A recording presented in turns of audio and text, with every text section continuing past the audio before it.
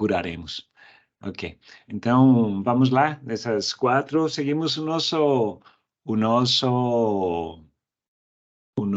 como se diz? Roteiro das nossas aulas, né? Dividimos o tema em várias perguntas e vamos resolvendo essas perguntas à medida que vamos avançando. Então, nosso primeiro slide tem a ver com o timpanismo, o meteorismo ruminal, e aqui temos 4 ilustrações que nos mostram cada uma dos tópicos sobre essa alteração metabólica. Então, precisamos definir o que meteorismo ruminal, timpanismo é, as causas, as consequências e qual é o tratamento da mesma. Então, alguém gostaria de, imagino, me contem, tiveram tempo de consultar bibliografia sobre esses 4 temas? Pessoal?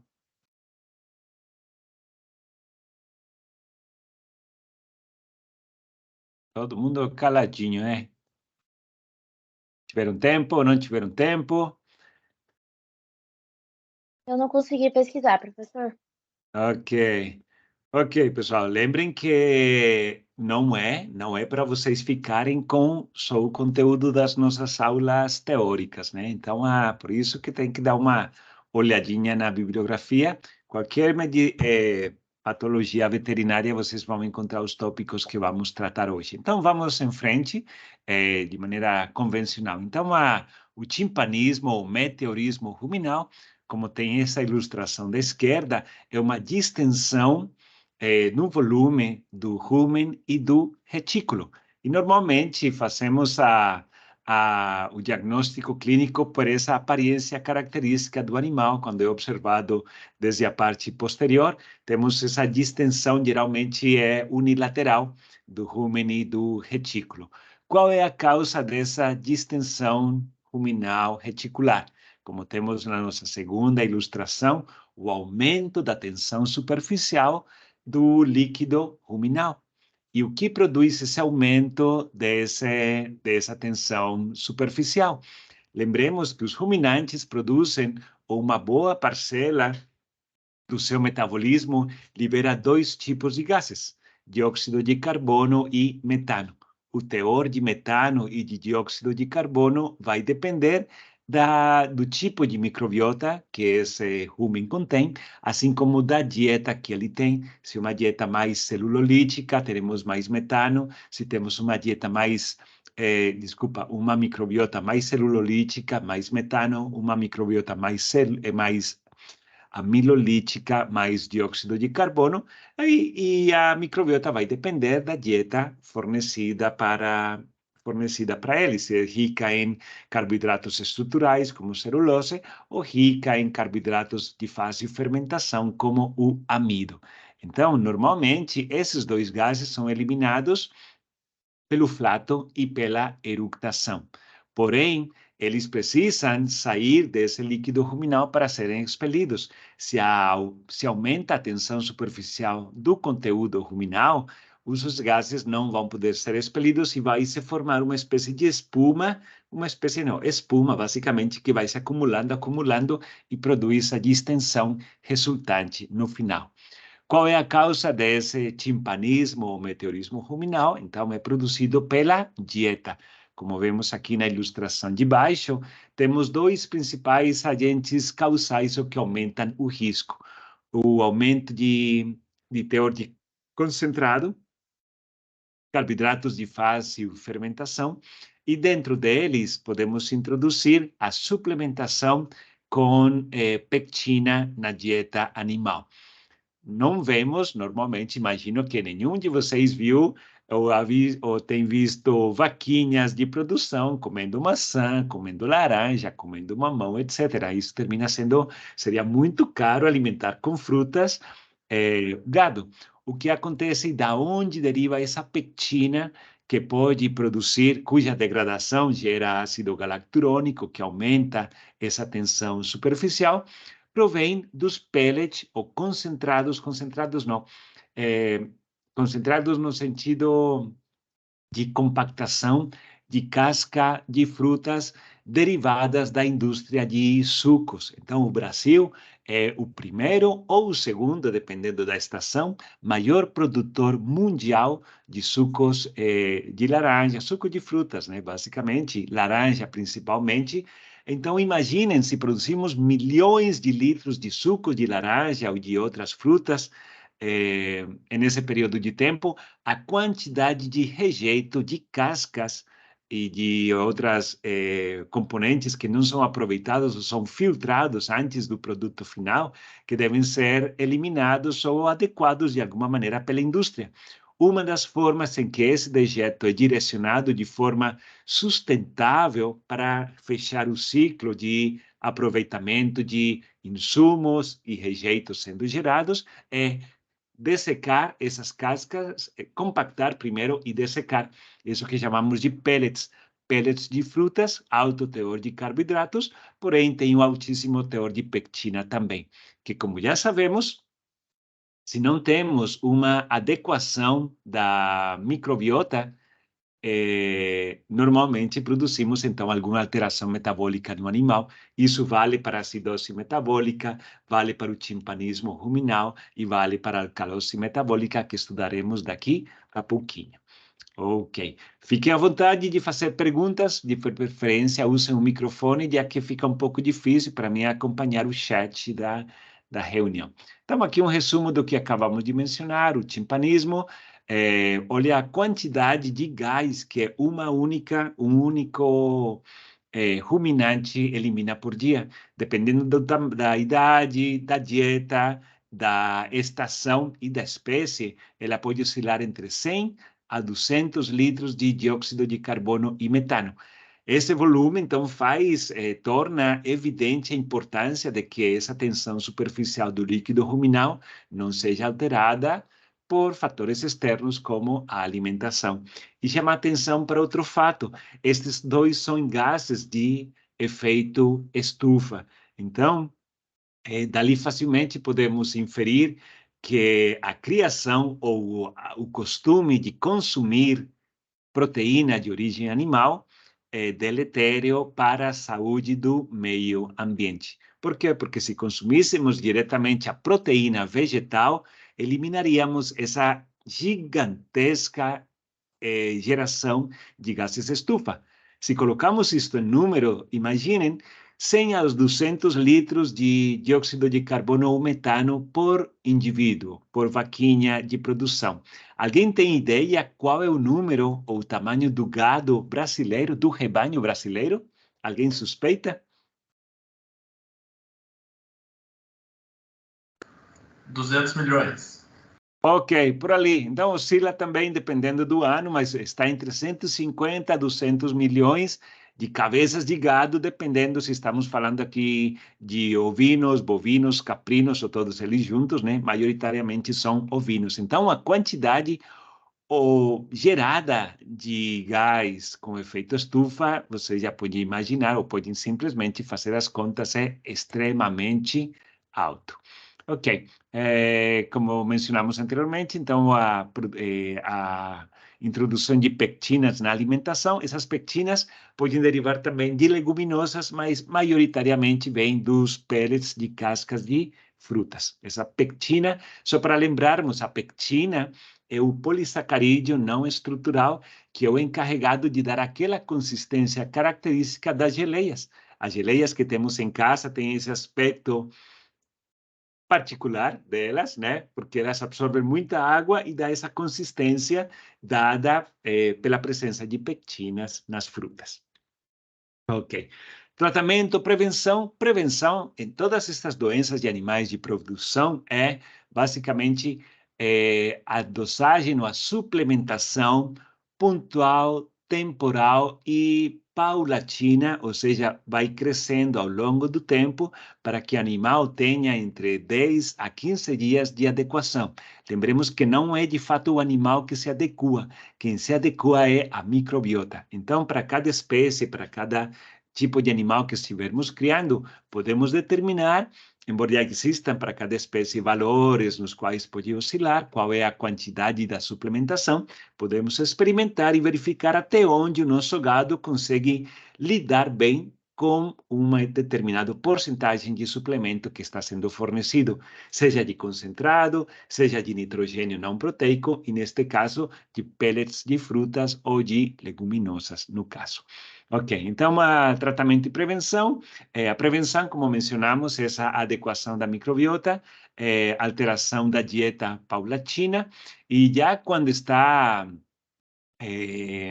podemos fazer ao mesmo tempo a introdução, embora aumenta o custo da produção, a introdução de detergentes na dieta, detergentes em baixa concentração. Lembremos, por essa ilustração que temos aqui no meio, um detergente vai eliminar ou diminuir a tensão superficial que pode ser induzida pela presença de pectina no nosso líquido ruminal.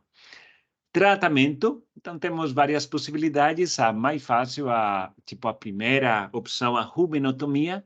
Rumenotomia, como nossa ilustração nos indica, é uma pequeno corte ou abertura cirúrgica que dá acesso ao rumen e retículo e no qual permite ao fazendeiro ou ao médico fazer a lavagem do conteúdo ruminal, eliminando fisicamente essa pectina e dessa maneira reconstituindo ou deixando com uma dieta normal que esse líquido ruminal atinja novamente a tensão superficial normal. Podemos fazer outro tipo de, não está aqui, outro tipo de alterações. Podemos introduzir também, diminuir a dieta para introduzir mais carboidratos estruturais, porém, para resolver pontualmente, ou seja, no momento, o problema que está sendo, com a rumenotomia, permitimos a liberação do gás, de uma vez resolvemos a distensão exagerada do rumen e retículo e ainda podemos fazer uma lavagem eliminando a causa dessa distensão rumenal reticular. Dali em diante, é só voltar para a dieta normal até o animal se recuperar, ok? Ok. Alguma dúvida sobre timpanismo ou meteorismo ruminal, que já vamos passar para o segundo tópico? Acho que não, professor. Ok, ótimo. Segunda parte, então, aqui o nosso segundo tópico é a alcalose ruminal. Lembre que o que mais nos interessa é o mecanismo bioquímico subjacente. Vocês, depois, na patologia veterinária, na sua disciplina correspondente, estudarão em detalhe sinais, sintomas clínicos para fazer o diagnóstico do mesmo. Então, aqui temos uma ilustração, todas elas se referem à alcalose ruminal.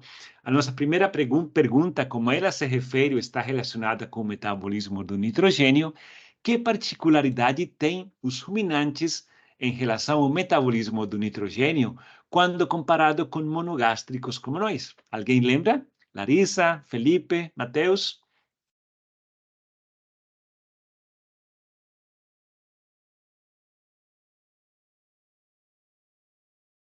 Alguém lembra qual é essa particularidade? Diga, Larissa.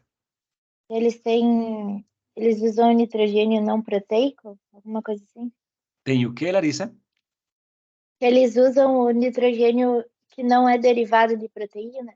Isso, ok. Essa é uma das particularidades. Eles conseguem, um monogástrico só consegue absorver nitrogênio derivado de biomoléculas, majoritariamente proteínas, pode ser também de aminoácidos, e também podemos aproveitar o nitrogênio contido nos ácidos nucleicos, que também vai estar na dieta, certo? Porque toda a nossa dieta é de células, de tecidos que contêm células.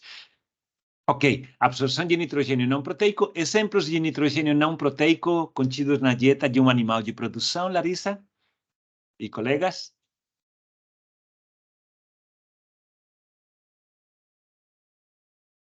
Está ilustrado na nossa transparência.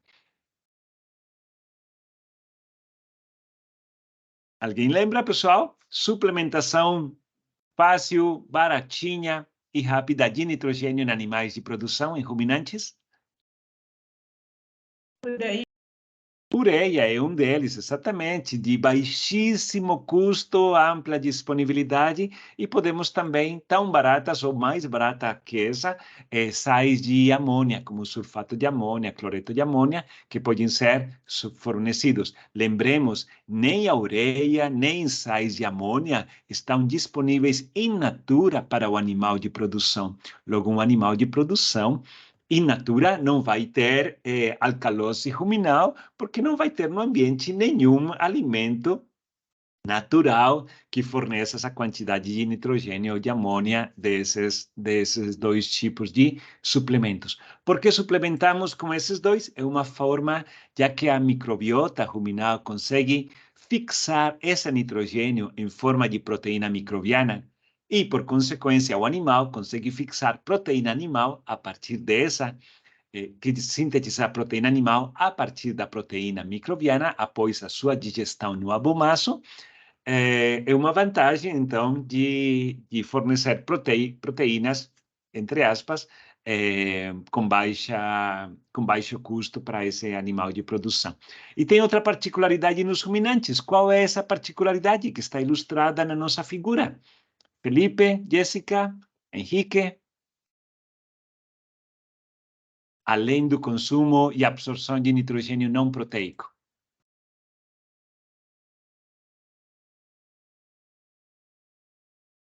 Conseguiram enxergar? A Diga, presença Felipe. de ureia na saliva? Exatamente. E o que tem a ver isso dali? Ou seja, como todos, assim como os monogástricos, a amônia absorvida do rumen e retículo vai para o fígado, como estou indicando. Vocês conseguem ver o apontador do meu mouse? Sim. Ok, então essa amônia absorvida do rumen e retículo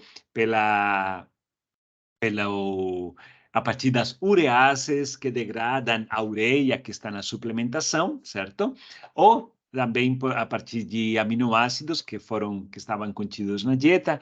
Essa amônia é endereçada ao fígado, no fígado é convertida em ureia, e essa ureia, lembremos que a ureia é a conjugação de amônia com dióxido de carbono derivado do metabolismo celular.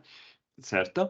Ok. Então, essa ureia é eliminada na urina, porém, em ruminantes, uma parcela dessa ureia é novamente secretada na saliva.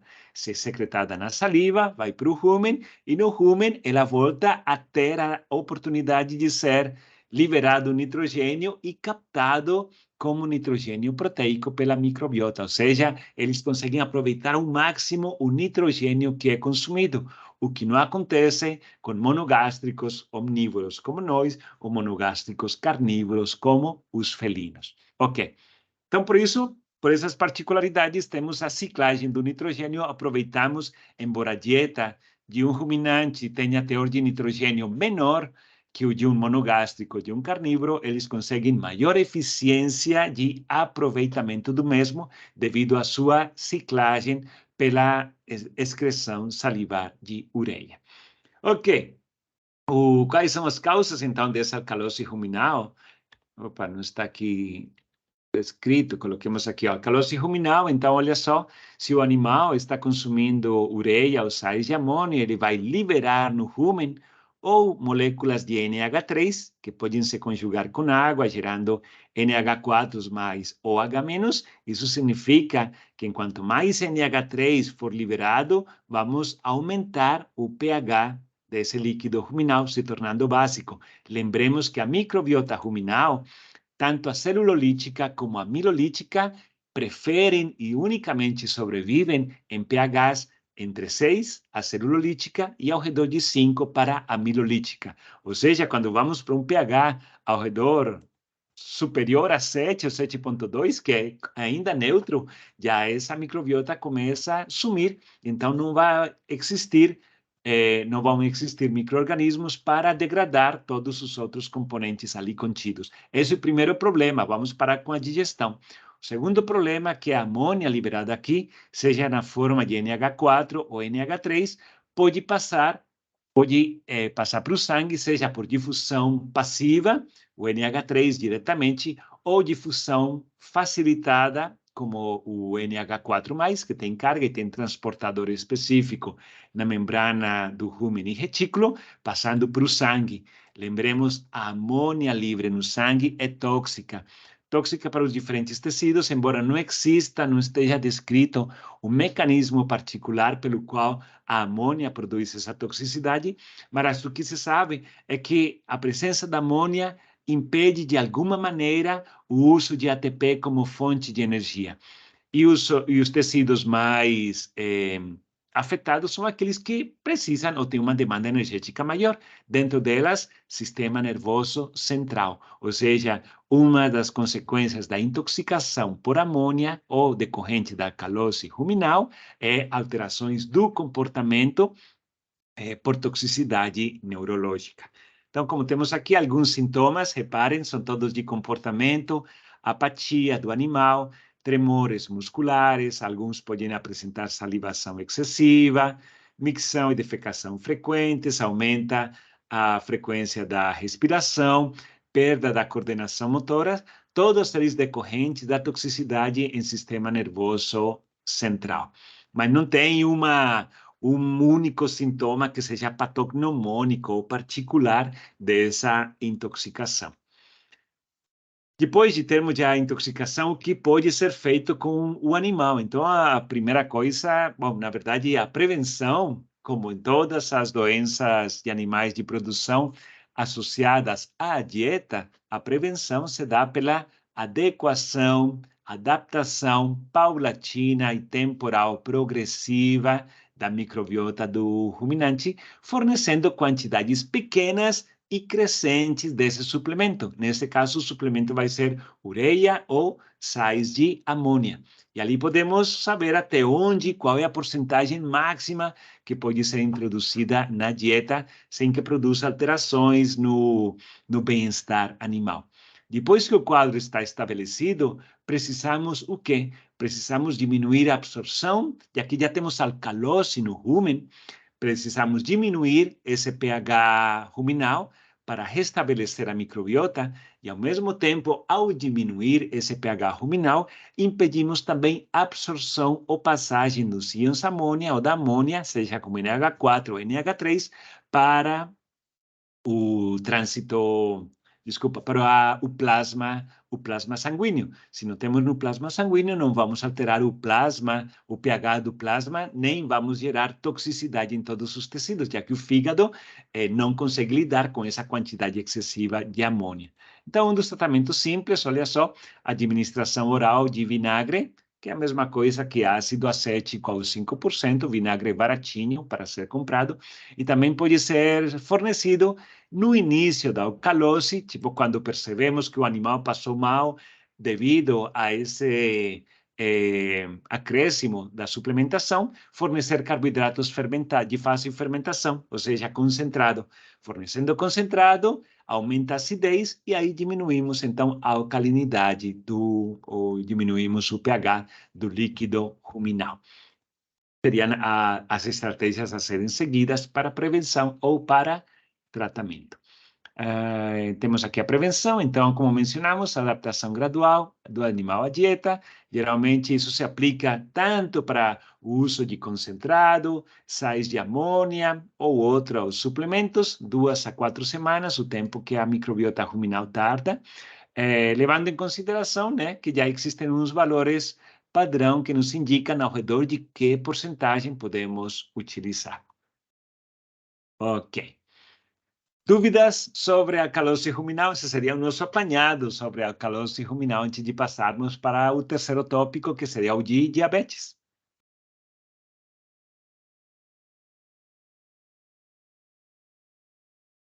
Tudo claro até esse ponto, pessoal? Me digam que sim, me digam que não. Sim, professor.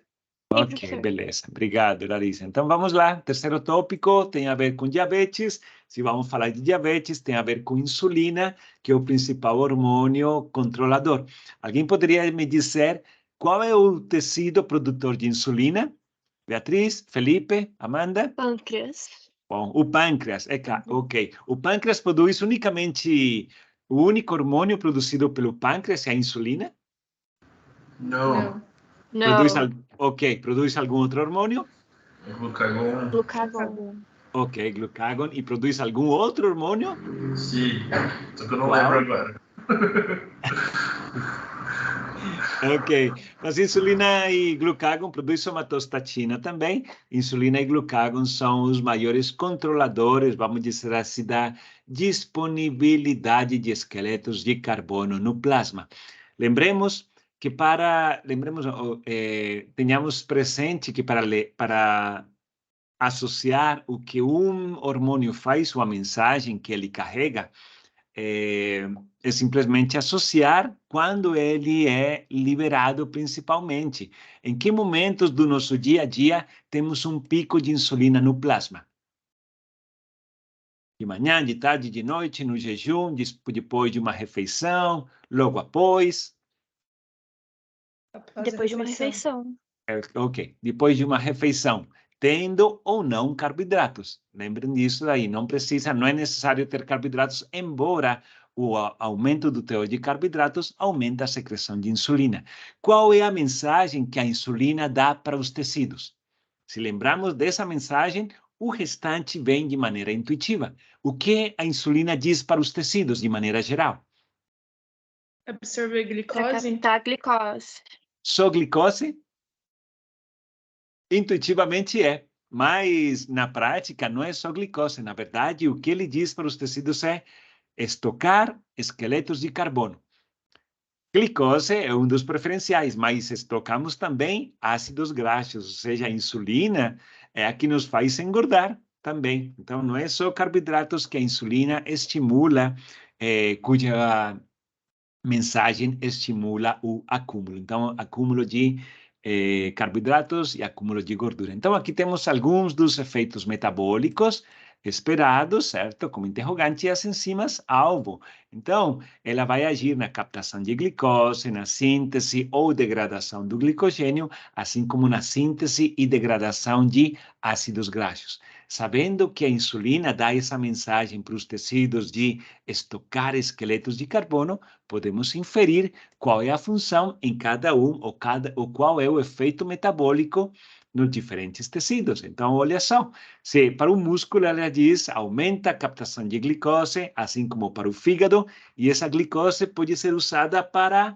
uma de duas coisas, ou para as duas coisas. A própria glicólise, quando temos excesso de glicose, esse é o único momento em que o fígado utiliza glicose como fonte de energia, porque está em excesso. Então, ele pode utilizar, se temos excesso daquele combustível baratinho, vamos dizer assim, ele vai utilizar. Mas no estado basal, durante o jejum, o combustível utilizado pelo fígado e pelo músculo não é glicose, é ácidos graxos. Por quê? Porque eles têm a capacidade de estocar glicogênio. Então, dão preferência à armazenagem de glicogênio, como está aqui, estimula, então, a síntese de glicogênio e inibe, o símbolo negativo, a quebra de glicogênio tanto no fígado como no músculo. O estímulo da glicólise pode ser diretamente pelo estímulo das enzimas, ou a PFK1, uma das enzimas reguladas. Lembremos que temos 3 das 10 etapas da via glicolítica, 3 são reguladas finamente a nível hormonal, né? A glicosinase, a PFK1 e lá embaixo a fosfonolpiruvato carboxicinase também. Ok. E também, como vemos aqui embaixo, no tecido adiposo, estimula a síntese de ácidos graxos, seja pela entrada de ácidos graxos livres e sua esterificação com glicerol, ou porque o excesso de glicólise no fígado nos vai levar a excesso de acetil-CoA, e o excesso de acetil-CoA vai ser endereçado aonde? A síntese de ácidos graxos. E esses ácidos graxos sintetizados depois serão mobilizados para o tecido adiposo para armazenamento. Ok. Alguns dos efeitos dessa insulina, lembremos que a captação de glicose acontece nas células via transportador específico, chamados de GLUT, transportadores de glicose, que existem pelo menos 12 transportadores de glicose, porém, somente um ou dois, bom, um comprovadamente, precisa de insulina para se tornar funcional, que é esse transportador GLUT4.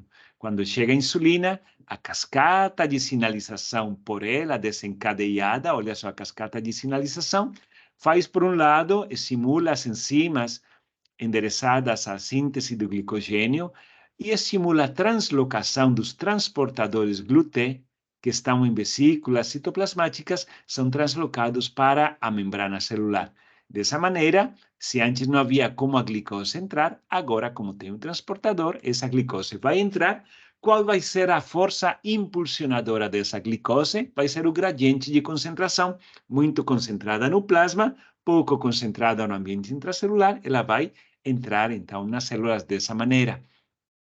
Agora eu pergunto, na ausência de insulina, as células são incapazes de consumir glicose? Pessoal? Juliana, Jéssica, Melanie? Eu acho que não. Que não o quê, Juliana? Elas ainda são capazes de dar a glicose. São capazes de usar glicose na ausência de insulina? É isso? Isso. Ok, exato, você está certa. Ou seja, tecidos como o músculo e o fígado absorvem majoritariamente glicose usando esses transportadores GLUT4. Porém, lembremos que nos outros tecidos temos uma variedade ampla de transportadores, seja no número ou na densidade que tem eles na membrana, e eles não são dependentes de insulina. Então, mesmo que a insulina não esteja presente, vamos ter uma absorção basal da glicose via aqueles transportadores que estão sempre presentes, cuja expressão na membrana não é dependente da insulina secretada pelo pâncreas, certo? Ok, muito bem. Aqui na direita temos uma ilustração das ilhotas pancreáticas nas células beta, né? É uma coloração por fluorescência. Em vermelho conseguimos ver os grânulos contendo insulina para serem secretadas pelas células beta. Bom, o mecanismo de ação da insulina, reparem, aqui temos ela age, estimula a via glicolítica pela ativação, se vemos a setinha vermelha, a setinha verde, desta enzima, a frutose, a fosfofrutossinase 2, e o que ela faz no metabolismo? Aumenta a síntese deste metabólito, frutose 2,6-bifosfato, que não é um metabólito da via glicolítica. Da via glicolítica é a frutose 1,6-bifosfato. Porém, podemos desviar via essa enzima ativada pela insulina, ativa a frutose 2,6-bifosfato, por sua vez, a frutose 2,6-bifosfato estimula a via glicolítica e inibe a gliconeogênese, ou seja, esta que é um modulador alostérico, cujo controle pela insulina permite modular a atividade da via glicolítica e da gliconeogênese. Por outro lado, o glucagon faz o contrário. O glucagon, cuja mensagem é disponibiliza esqueletos de carbono no plasma, ele vai, então, fazer o caminho contrário, inibindo a liberação da frutose 2,6-bifosfato, inibindo a via glicolítica também. Ok. Outros mecanismos de ação, nesse caso, na síntese do glicogênio, fazendo que essa glicogênio sintase se torne a forma ativa, e como passa da forma inativa para ativa, reparem, a glicogênio sintase fosforilada é inativa e defosforilada é ativa. Logo, a insulina, o que ela faz é estimular ou ativar uma enzima, que é essa PP1 que temos aqui, que é uma proteína fosfatase 1. Ou seja, ela vai desfosforilar a glicogênio sintase, permitindo que ela exerça a sua atividade na síntese de glicogênio, atrelado ao estoque, o armazenamento de esqueletos de carbono, seja como glicogênio e, como veremos a seguir, na forma de ácidos graxos.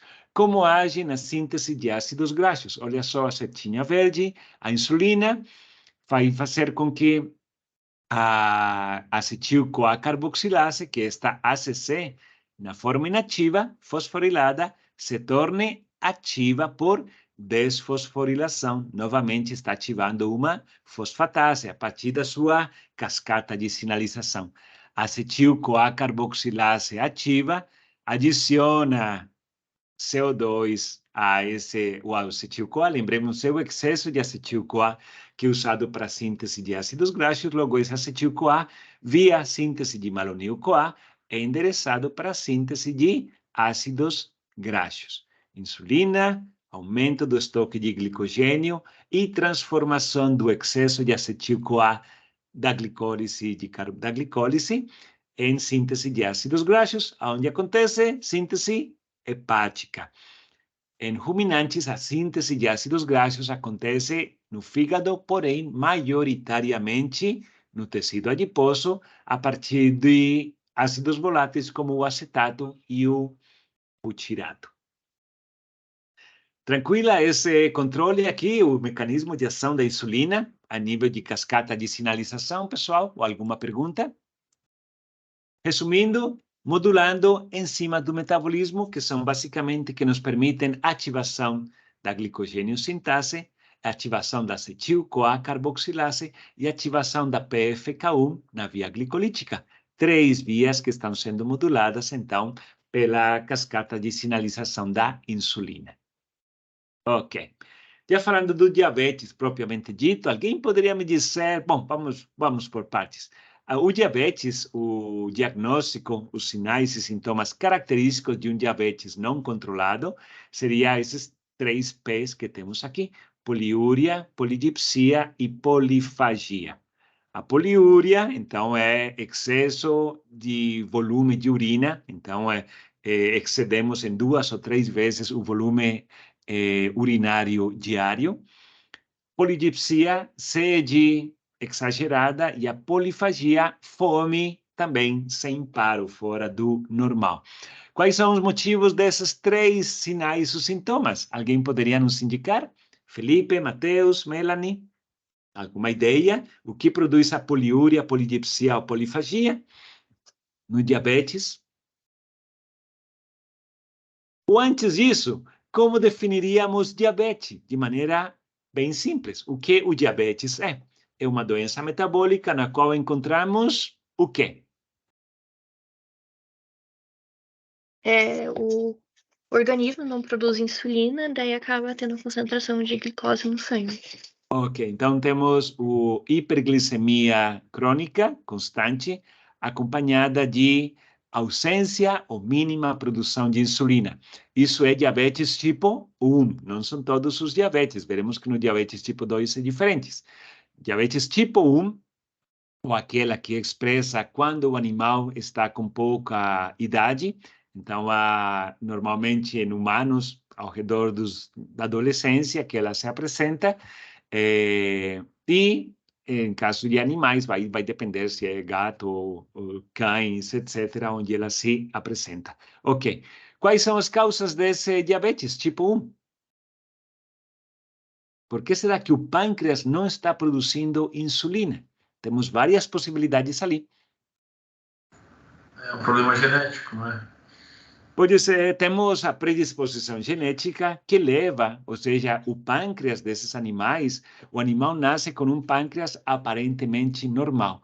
Porém, à medida que ele vai se desenvolvendo, chega a uma idade em que ele começa a diminuir a sua liberação de insulina e, por algum motivo, as células ou o epitélio das ilhotas de células beta ou de Langerhans começa a ser substituído, como vemos na ilustração, por tecido conjuntivo ou cicatricial.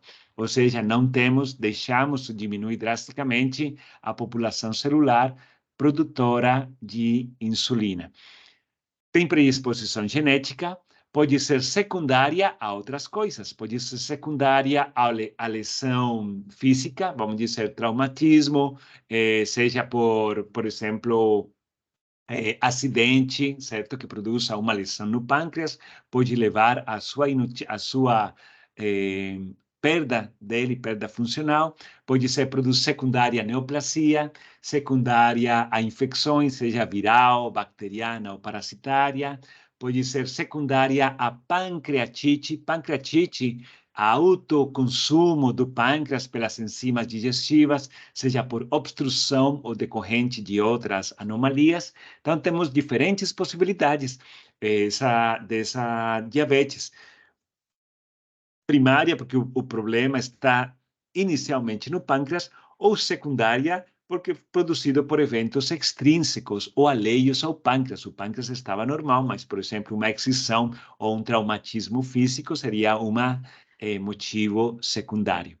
O pâncreas deixa de produzir insulina e temos essas 3 principais manifestações. Qual será a causa da poliúria, Felipe? Porque o animal começa a eliminar volumes exagerados de urina.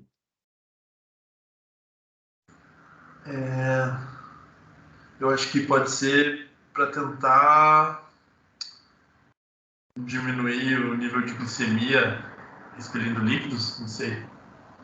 Poderia ser, mas em verdade o animal não tem essa vontade ou esse desejo. Normalmente, a urina normal de um animal contém glicose?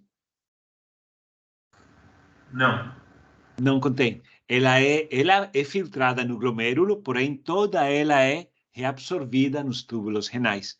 Porém, quando essa glicose está em concentrações muito altas, sobrepassa o limiar de absorção, de reabsorção no túbulo renal. Então, começamos a ter glicose que se acumula no túbulo. E essa glicose exerce pressão osmótica, ou seja, ela puxa água do glomérulo para, do plasma sanguíneo a ser filtrada pelo glomérulo e a ficar ali no túbulo renal. E por isso, então, essa glicose remanescente aumenta o volume urinário. Por sua vez, a polidipsia, ou a sede inesgotável, é resultado dessa poliúria, ou seja, o animal elimina grandes volumes de urina, então ele precisa estar bebendo muito mais do que o normal. E a polifagia é meio contraintuitivo, certo? Por quê? Porque como o animal vai sentir, ou vamos dar um passo atrás, como é que normalmente percebemos que temos fome? Pessoal, como o animal percebe que tem fome normalmente? Falta de glicose? Exatamente.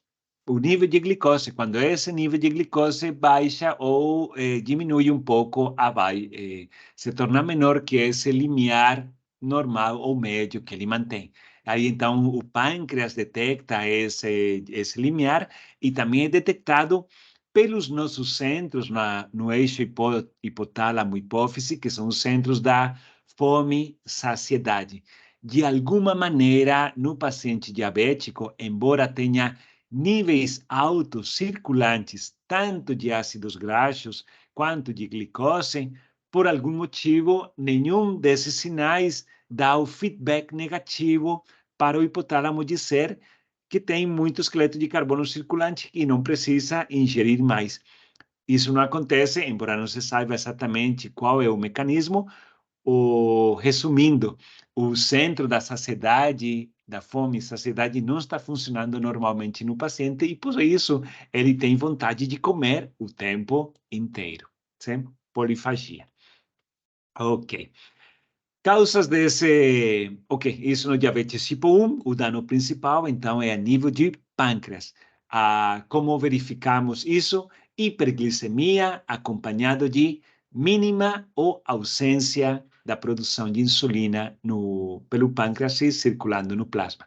Diabetes tipo 2. Diabetes tipo 2 é o diabetes tardio, se apresenta em animais já mais velhos, cães e gatos, embora cães e gatos também, assim como nós, quer dizer, diabetes tipo 2 também em nós se apresenta com maioridade, né, ao redor dos 50, 60 anos, embora os nossos maus costumes dietéticos ou alimentares na nossa sociedade atual faz com que agora a gente com idade muito menor, 30, 40 anos, esteja apresentando diabetes tipo 2, que está muito associada à obesidade. Ok. Neste caso, temos hiperglicemia também. Porém, podemos ter níveis normais ou aumentados de insulina no plasma. Ou seja, o pâncreas está produzindo a sua insulina de maneira normal ou acima do normal, porque tem uma hiperglicemia circulante que está dizendo para ele, secreta mais insulina. Qual é o problema? O problema, lembremos, a insulina exerce seu papel nas células porque ela interage com um receptor de membrana e desencadeia uma cascata intracelular que vai modular canais, os transportadores GLUT, vai modular a PFK1 na glicólise, a glicogênio sintase, a acetil-CoA carboxilase. Se essa cascata de sinalização não está funcionando, vamos dizer, a insulina interage, mas a cascata tem algum problema, o sinal não chega no final, ele não se materializa em um efeito celular. Então, se vemos no gráfico aqui superior, cada uma das bolinhas que vocês estão enxergando corresponde, olha só, para simplificar, na parte superior temos diferentes componentes, essas siglas, IRC1, 2, PDK, PKB, PKC, etc. Esses nomes enrolados são nomes de componentes da cascata de sinalização, essa que está aqui embaixo, cascata de sinalização. E aqui o que temos, então, é análise da presença ou do bom funcionamento desse componente da cascata de sinalização em biópsias de diferentes tipos de pacientes, pacientes obesos ou com diabetes tipo 2. Então, reparem, todas as bolinhas verdes significam que esse componente da cascata está funcional. Porém, se ela está vermelha ou com outra cor diferente, marrom ou listrada, é que esse componente ou está ausente ou está presente, porém disfuncional. Então, reparem a abundância ou como na literatura conseguimos verificar que no diabetes tipo 2 têm sido reportadas múltiplas alterações dos componentes da cascata de sinalização. A produção de insulina, porém, o sinal da cascata não se materializa no final porque algum dos seus componentes não está funcional. Todo mundo aqui dá para entender esse raciocínio básico da causa subjacente do diabetes tipo 2? Sim, professor. Sim. Ok. No diabetes, seja tipo 1 ou tipo 2, elas compartilham a hiperglicemia crônica ou de longa duração. Se o paciente não faz uso de hipoglicemiantes, não faz uso da dieta, não faz exercício ou de qualquer intervenção que diminua esses níveis de glicose e perdurar nesse costume ou nessa prática, ao longo de anos, podemos ter isso que temos aqui: nefropatias, retinopatias, neuropatias e dano vascular, que de forma crônica se expressam como no paciente depois de 10, 20 ou 30 anos, sem cuidar do seu diabetes, seja tipo 1 ou tipo 2, vamos ter o paciente sofrendo de insuficiência renal, retinopatias que podem levar à cegueira parcial ou total, neuropatias que podem oscilar desde uma alteração simplesmente do comportamento, depressão, alterações comportamentais leves, ou até demência, de internação em um hospício, por exemplo, e danos microvasculares, geralmente associados à trombose, como está ilustrado na nossa figura. A pergunta é qual é o motivo dessas manifestações clínicas. O que faz com que a hiperglicemia desencadeie nefropatia, retinopatia ou, de forma geral, dano tecidual? Então, vamos ver isso à continuação. O dano tecidual é produzido principalmente pelo evento que está aqui ilustrado. Aqui temos a glicose, certo? E temos as proteínas que estão, nesse caso, proteínas do ambiente citoplasmático e no plasma vascular, vão estar constantemente expostas ou vão tropeçar o tempo inteiro com moléculas de glicose devido à sua alta concentração. Espontaneamente, a glicose pode formar uma ligação covalente com essas proteínas. E essa ligação covalente é o que chamamos de esse evento é o que chamamos de glicação de proteínas. E esses produtos gerados da glicação maciça de proteínas é o que chamamos, o que está aqui, ó, AGE, que é a sigla para produtos aumentados. Qual seria a tradução exata disso aqui? Bom, vamos colocar assim, produtos da glicação, né? Produtos glicados.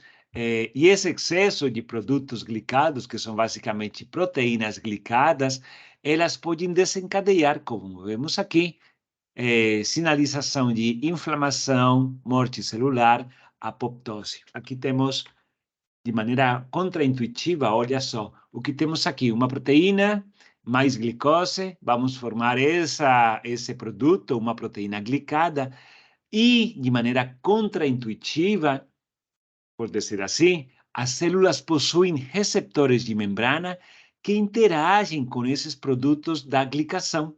E esses produtos da glicação desencadeiam uma cascata de sinalização celular que vai produzir como efeito final, olha só, aumento da proliferação, metástase, aumento da incidência de câncer e de inflamação, que aparentemente seria responsável, seria o evento bioquímico subjacente a várias dessas alterações que mostramos anteriormente, a nefropatia, neuropatia, retinopatia e alterações do endotélio vascular.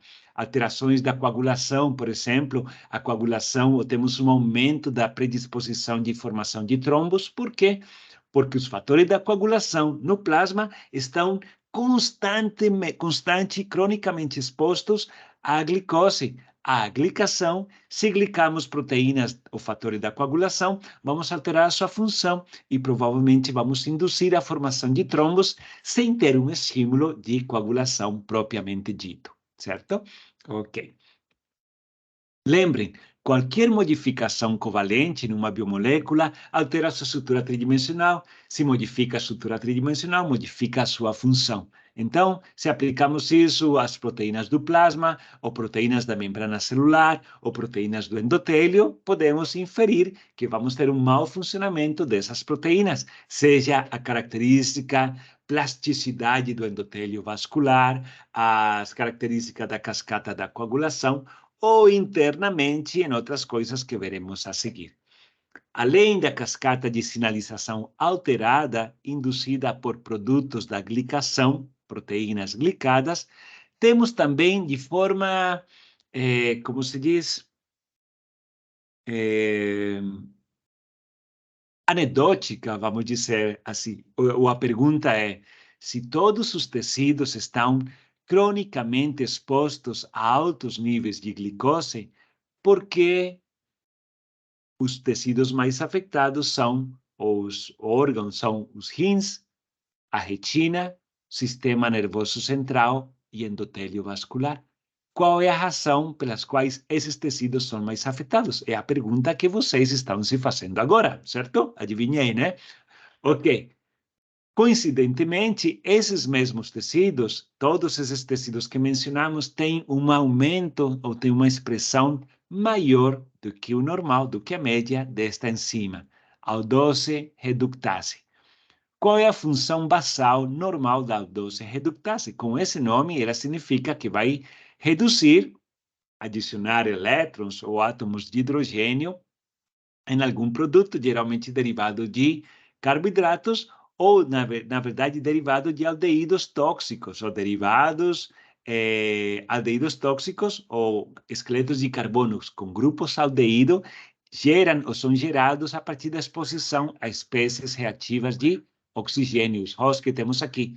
Ou seja, essa aldose reductase teria um papel na detoxificação de substâncias geradas pelo estresse oxidativo normal. Essa seria a sua função em todos os tecidos. Porém, é majoritariamente ou expressa em maior proporção nos rins, sistema nervoso periférico e nas células e na retina. Então, ali, o excesso de glicose, que é isso que temos aqui em roxo, essa glicose, como a glicose é uma aldose, ela vai ser reduzida. A redução da glicose vai gerar um álcool, que é o sorbitol. Esse sorbitol, por sua vez, aumenta ou tem uma capacidade osmótica muito maior que a glicose. Então, ele vai puxar água para o interior celular, aumentando a pressão intracelular.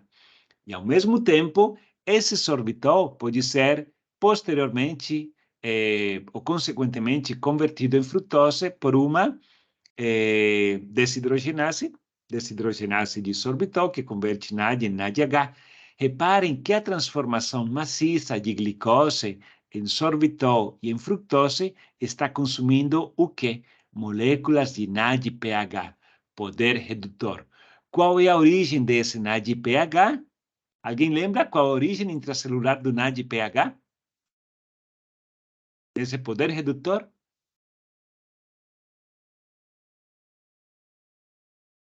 Estão tímidos ou todo mundo dormiu? É da glicólise, não é? Pois é, não é da glicólise. Não é da glicólise, não é do ciclo de Krebs, não é da beta-oxidação, não é da cadeia de transporte de elétrons. Da onde será que vem esse NADPH? Via Diga, das Beatriz. pentose? Exatamente, a via das pentoses fosfato. Lembre que a gente não estudou ela em detalhe, somente nos lembramos das duas coisas pelas quais ela é importante.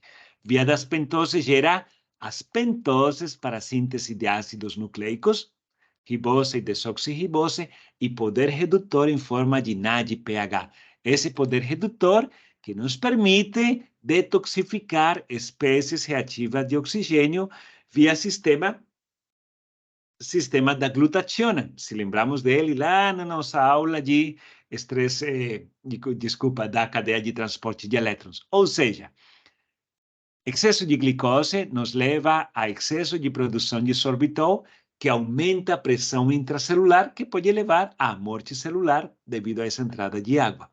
Se não produz essa morte celular por entrada de água, temos um consumo maciço de NADPH, ou seja, eliminamos ou depletamos de poder redutor o sistema de defesa contra o estresse oxidativo. O estresse oxidativo é normal porque usamos oxigênio para obter energia a partir de combustíveis, os esqueletos de carbono, porém, o normal deve estar também o nosso sistema que combate o estresse oxidativo, que neste caso é depletado pela ação da aldose reductase nesses tecidos específicos. É isso que chamamos da via do poliol. Poliol por causa do sorbitol, é um poliálcool, porque todos os grupos carbonila, hidroxila, da glicose são convertidos, carbonila são convertidos em hidroxila. Ok, então resumindo, ó, a aldose reductase na retina, nos rins e nos neurônios, onde ela é mais ativa, nos leva a acúmulo de sorbitol, entrada de água, aumento da pressão intracelular, aumento do consumo de NADPH, e se não temos NADPH, vamos impedir diminuir a proteção contra espécies reativas de oxigênio. E ainda, olha só, o sorbitol, ao ser oxidado em frutose, gera NADH. E se temos excesso de NADH, o que significa? Que vamos inibir a via glicolítica, porque se temos NADH, é uma das moléculas que sinaliza para a célula, temos energia, não vamos continuar a degradar esqueletos de carbono. Ou seja, se não degradamos glicose na glicólise, mais glicose vai se acumular intracelularmente para ser usada pela aldose reductase, ou seja, uma reação em cascata progressiva, certo? Alguma dúvida sobre o mecanismo do poliol, que se apresenta na retina, rins e neurônios, pessoal? Não, professor.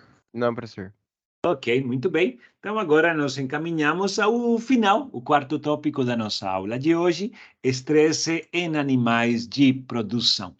Em que consiste o estresse em animais de produção? Esses animais de produção, isso se aplica aqui a suínos, se aplica a caprinos, bovinos, ovinos, etc. Todos eles, qual é a molécula responsável pelo estresse? Pelo nosso próprio estresse também, que está ilustrada ali na figura. Qual é o hormônio responsável por ele? Cortisol. O cortisol, ele é o hormônio do estresse, embora em estresse de curta duração, como quando eu pergunto para vocês na aula de bioquímica responder uma questão, estresse pontual e temporal, vamos ter um aumento da liberação de adrenalina. Porém, se isso acontecesse durante longos períodos de tempo, todos os dias, o dia inteiro, adrenalina é uma resposta pontual e temporal, e ia ser substituída por altos níveis de cortisol. Evolutivamente, quando o cortisol seria produzido pelos animais? Quando um animal in natura, por exemplo, um animal in natura aumenta a produção de insulina logo após de uma refeição. Aumenta a produção de glucágon quando está em períodos de inanição, devido à diminuição do nível da glicose plasmática. Aumenta a produção de adrenalina quando ele persegue uma presa ou ele é perseguido por um predador. Todos eventos pontuais e temporais no espaço. Sim? Quando ele vai produzir cortisol? Vamos dizer, quando está em estresse, mas me dê um exemplo desse animal in natura sob estresse. Tipo, quando ele tá machucado e ele precisa economizar glicose? Muito bem, exatamente. Então, o cortisol se expressa principalmente em duas situações. O animal, por exemplo, durante uma migração prolongada, aquelas migrações sazonais, quando o animal está ferido e não tem se está ferido, não vai ter acesso fácil a uma fonte de alimento, seja ao seu redor, seja porque não pode capturar a presa ou porque não se pode alimentar do que ele normalmente consome na natureza. Então, como mecanismo de resposta a essas situações onde o animal não consegue se alimentar, vamos aumentar o organismo, liberar cortisol. Qual é a mensagem contida no cortisol? O que ele diz para o organismo? Assim como lembramos, qual é a mensagem da insulina? Qual a mensagem da adrenalina? Qual é a mensagem do cortisol? Economize combustível. Mais ou menos, mas não é. Essa é a segunda mensagem, vamos dizer assim, uma mensagem subjacente. Na verdade, a mensagem do cortisol é muito semelhante à mensagem da adrenalina. Só que a adrenalina a sua liberação é pontual, temporal, muito rápido, certo? A do cortisol se estabelece ao longo de semanas, mas a mensagem vai ser a mesma. Disponibilize esqueletos de carbono no plasma, disponibilizar combustível, porque o animal, evolutivamente, estaria incapacitado para obter o mesmo, incapacitado para caçar ou para se alimentar, dependendo da sua situação em natura, por estar ferido, por estar preso, etc. Da onde vem os combustíveis a serem liberados ao plasma? Beatriz, Larissa, Felipe, Mateus, Fernando, Jéssica, Melanie. Da onde vêm esses esqueletos de carbono? Se o animal não pode se alimentar. Glicogênio. Glicogênio do plasma. Outra opção, Larissa? Tecido adiposo?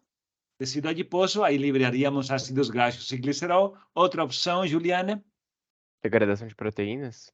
Degradação de proteínas. Porém, é a própria degradação de proteínas que gera, ou seja, liberamos proteínas ao plasma para serem usadas pelos tecidos? É isso que você está sugerindo, Fernando? Não, elas vão para o ciclo de Krebs e daí faz energia a partir de lá. Ok, porém, na verdade, estamos degradando proteínas para que os aminoácidos que são liberados dela, não sejam usados como fonte de energia, são que os aminoácidos se endereçam ao fígado para fazer uma coisa. O que eles vão fazer?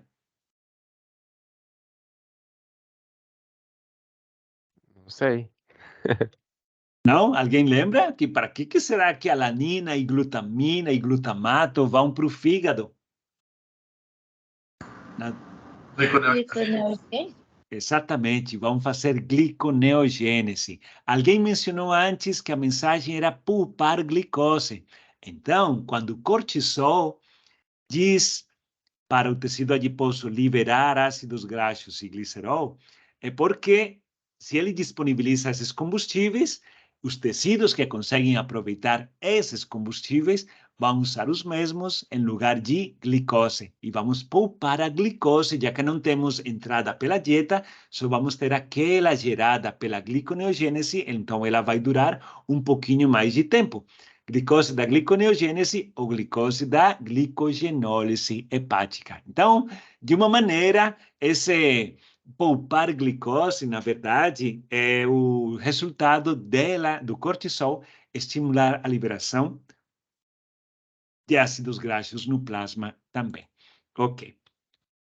Então, geralmente acontece nos animais de produção pelo tratamento que eles recebem durante o período em que ele está em confinamento. E ali temos múltiplas variáveis que têm que ser controladas. Podemos ter a temperatura, a umidade, a densidade de animais por metro quadrado, o ruído ou a sua ausência, estresse hídrico, se eles estão com fornecimento de água correto ou não, estresse alimentar, dependendo da dieta que eles estão recebendo, e também pelos maus tratos ou bom trato por causa do produtor. Sim? Então, tem múltiplos fatores, cada um deles pode levar ao aumento do cortisol.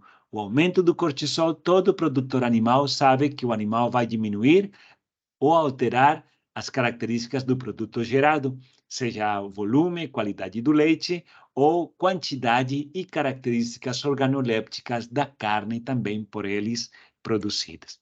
Então, aqui temos alguns efeitos metabólicos do cortisol, mobilização de ácidos graxos e glicerol para o fígado, degradação de proteínas musculares, parcialmente para obter energia, mas também para fornecer esqueletos de carbono para a gliconeogênese, e ainda temos a glicogenólise, do outro lado, a inibição da síntese de glicogênio.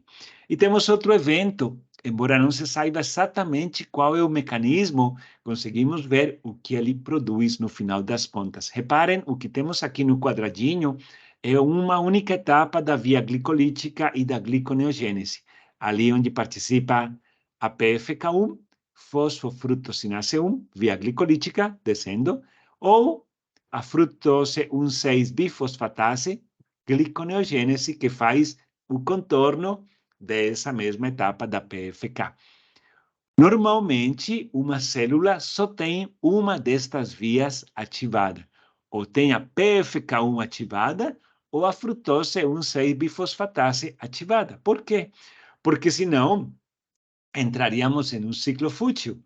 Uma delas estimula a degradação, a outra estimula a síntese de glicose. Degrada, sintetiza, e isso nos levaria a um ciclo fútil.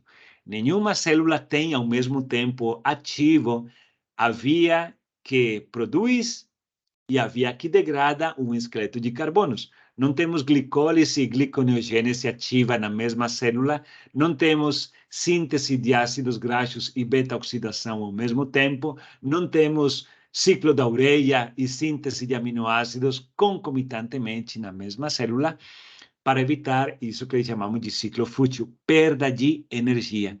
No caso dos animais sob estresse, isso aqui está mais caracterizado em suínos, onde o estresse, pelos diferentes fatores descritos, produz uma drástica alteração das características da carne deles produzida. Tem sido mostrado que nas células musculares, a partir do qual a carne é produzida, elas entram em ciclo fútil, ou seja, glicólise, gliconeogênese, glicólise, gliconeogênese, na verdade, são estas duas etapas, liberando energia em forma de calor, e isso, de alguma maneira, altera as características finais da carne. Então, o que queremos, então, é que as condições externas não induzam esse tipo de alteração metabólica que modifique o produto final. Ok. Ponto de regulação, então, ou de ação nesse síndrome de estresse em suínos, principalmente a PFK1 e a frutose bifosfatase 1, que se encontra desreguladas, embora o mecanismo subjacente específico não tenha sido descrito. Ok, e com isso fechamos nosso quarto tópico do dia, o estresse metabólico em animais de produção. Alguma dúvida, pergunta, pessoal? Comentário? Tranquilo, professor. Não? Ok, pessoal. Então, muito obrigado por comparecer à nossa aula. E, bom, visitem depois o ambiente virtual para a preparação do nosso próximo encontro. Um abraço a todos, uma boa semana também. Tchau, professor. Tchau, Obrigado. professor. Boa semana. Professor. Tchau, Tchau, gente. professor.